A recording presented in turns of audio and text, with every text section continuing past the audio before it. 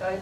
We're going to let you see very quickly what are we geared up for I here guess next? we better do the DVD documentary. Okay, we're going to show you an example now of a documentary, a 10-minute documentary, and you will notice they have to make their case. Now this was last year's, and remember last year's topic was triumph and tragedy.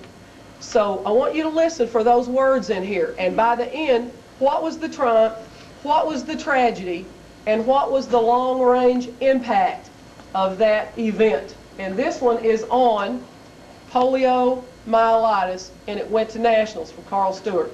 Made the finals. Fourth place. Fourth place in the nation. And I work with documentaries mostly here at Carl Stewart, and this was, I was going to mention this before because I know some of you may be thinking about documentaries. You can do these documentaries at home if you have a computer that will do like Movie Maker, Pinnacle. There are several different types of programs that they have out now that we didn't have in the beginning. And we started off with the Mac computers, and that's what we use today. We use iMovie.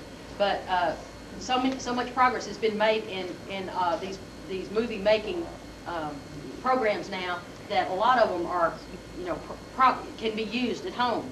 But we use Mac. We have 3 that are in really good shape down there that can be used here at school. So if your child wants to work at school, we have available computers to work here at school and all the equipment to do it.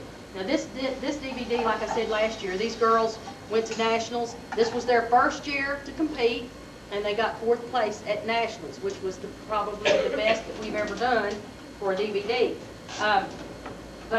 Also, one thing I want you to watch for is the use of interviews. They did about 5 or 6 interviews, and they only have a 10-minute time limit to put all their information, get all of the analysis and the triumph and tragedy and everything in there, and also they wanted to use their interviews because the judges really liked interviews. I sat and watched the top 15 documentaries at nationals, and I noticed that one of the things I noticed with all of the top winners was the use of interviews and the use of different perspectives on this topic. Like you'll see here, we have a man who sold pharmaceuticals, and he sold the drug that was used for the Salk vaccine. And then we have people that had the disease, polio. 2 different people with 2 different types of the way they cured them were different. They had 2 different ways of. One of them had was in an iron lung. One of them had I can't remember what it was called, the rat. I can't remember. You'll hear about it in here. How many of you are old enough in here to remember the polio vaccine? Any of you old enough? Okay. So, anyway, kind of watch for that. Me. And let's see now. If I can see this, I don't have my glasses. We don't have the. Carly, you may have to come up here. Well, we don't have the clicker, so I hope I hit the press right play, one. that should get it. Yeah, press play then. And I remember my bed for several months was right up against the wall, and on the other side of the wall was the elevator. So throughout the day and night, I could hear when the elevator came and went. And every now and then a kid would die. And when they died, to take them to the morgue, they had to take them into the elevator.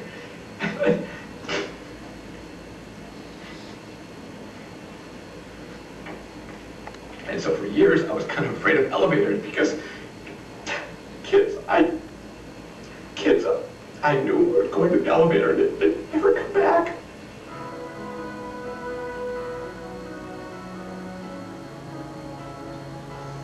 In the summer of 1916, polio struck the northeastern states with a fury.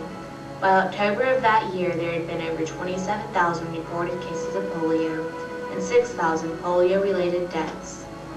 This was the beginning of an ongoing battle with polio to be a great tragedy. When people started going to health officials asking, "What is this disease? Where did it come from? How do we fight it?" there was no answer. These vital questions being asked across the nation, the fear grew as more people found that there were no answers. As research continued, it was finally discovered that the improvement in sanitation in the 1900s caused the increase in polio. The improved sanitation lessened the exposure to the polio virus, which meant that potential victims didn't have a chance to build up an immunity to poliomyelitis. In this way, improved sanitation led to the tragedy of an increased number of polio cases. Ultimately, the United States was triumphant over polio because of political will, improved public awareness, caring communities, and dedicated research. In 1921, Franklin Delano Roosevelt contracted polio at the age of 39 and was paralyzed from the waist down. 5 years later, he purchased a resort in Warm Springs, Georgia, and converted it into a rehabilitation center for polio survivors. Unfortunately, polio rehabilitation was very costly. But Roosevelt continued to invest even more money and allowed polio victims to stay without paying. These investments sunk Franklin Delano Roosevelt deeper and deeper into debt. Basil O'Connor, a friend of Roosevelt's, could see how the debt was accumulating, and in 1928 he took over the financial management of Warm Springs. Also in 1928, the iron lung came out. This wondrous invention was a respirator that allowed those with respiratory polio to continue to breathe even after their lungs stopped working. The iron lung was invented by Philip Drinker and Louis Shaw, who worked at Harvard. The iron lung was very expensive. Its cost was around $1,500, which was the average cost of a house. In 1933, Roosevelt became president and his popularity was at its peak. O'Connor, the financial manager of Warm Springs, devised a plan to use Roosevelt's popularity to the best advantage of Warm Springs. The plan was that on Roosevelt's next birthday there would be balls held all across the nation simultaneously at different locations. Donations from the ball were to benefit Warm Springs. The birthday ball was a success, and it brought in over $1 million, which was quickly spent on needs at Warm Springs. In only 2 short years, the birthday balls began to bring in less and less money. In 1937, Basil O'Connor suggested the formation of the National Foundation for Infantile Paralysis as a way to help pay for the treatment of polio victims, research for a cure or vaccine, and to continue to fund Warm Springs. A comedian by the name of Eddie Cantor nicknamed the National Foundation for Infantile Paralysis the March of Dimes, as a play on words after the popular newsreel called The March of Time. That same week, The Lone Ranger, a well-loved radio show, suggested that the listeners send their dimes to the NFIP to help fight a disease that may have attacked their playmates. Within 3 days, $1.8 million was sent to the March of Dimes from all over America. This was the start of major fundraising, in addition to a foundation that would soon become the authority on infantile paralysis.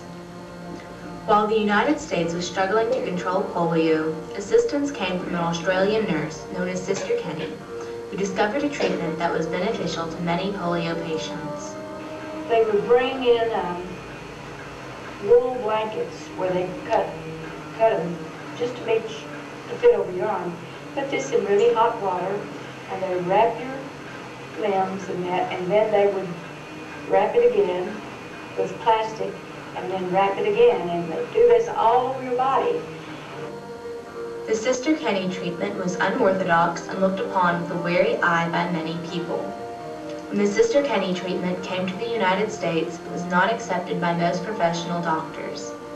At one point, Sister Kenny even feared being barred from re-entering the United States because of her criticisms of the National Foundation for Infantile Paralysis. But by 1943, her treatment was accepted. However, a treatment wouldn't put an end to the ceaseless torrent of illness. Serious research for a polio vaccine had been going on for years, but in 1947,